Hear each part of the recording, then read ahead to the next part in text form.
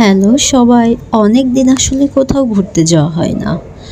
আর এই শীতে পিঠা উৎসবে যাব না সেটা কি হয়? একদমই নয়। আর চলে গেছিলাম আগারগাঁতে।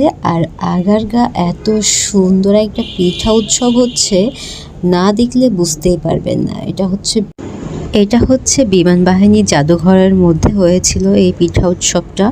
এত প্রকারের পিঠা এসেছিল, সব থেকে বেশি ইন্টারেস্ট লেগেছে আমার এই পিঠাটা। এইটা পাটিসাপটা ছিল। পাহাড়ি একটা চাল থেকে, জুমের চাল থেকে এই পিঠাটা তৈরি হয়েছে। অসম্ভব মজা ছিল, না খেলে সত্যিই বুঝতে পারবেন না। আর গাজরের পিঠা, বিবিকানা পিঠা এবং বিভিন্ন ধরনের বাঙালি পিঠা আছে। নকশি পিঠা, আর আমি কিনেছিলাম এই যে এই দুই পিঠা, চারটা পিঠা খেয়েছিলাম। এই যে এই নকশি পিঠা, দেন তারপরে পাটিসাপটা, আর হচ্ছে ভাপা পিঠা, আর এই যে দুধ চিতই। এটাকে চিতই বলে না, এটাকে আমাদের এলাকায় যেটা বলে হচ্ছে কুলসি পিঠা, দুধের কুলসি বা পুলি পিঠা অ্যাকচুয়ালি। আমি খুব একটা ভালো নাম জানি না, তারপর যতটুকু জানি ততটুকু এক্সপ্লেন করলাম। আর পিঠাগুলো বেশ মজা ছিল, বাট মায়ের হাতের পিঠার মতো মজা কোথাও পাওয়া যাবে না, এটা সত্য। তবে যারা ঢাকার মধ্যে আছেন অনায়াসে কিন্তু এখানে আসতে পারেন।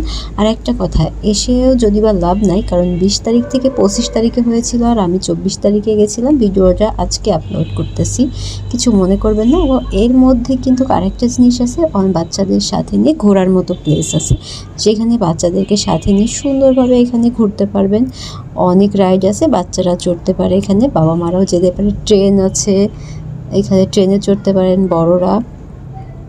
এত সুন্দর একটা জায়গা আসলে, আমি না মানে ঢাকা শহরে থেকে যে এখানে আসি নাই, এটা আসলে সত্যি খুব ভোগান্তির একটা ব্যাপার।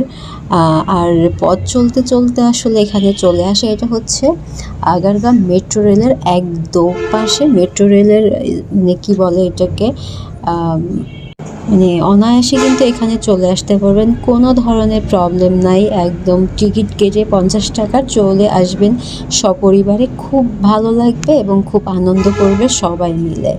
থ্যাংক ইউ সো মাচ ভিডিওটা শেষ পর্যন্ত দেখার জন্য।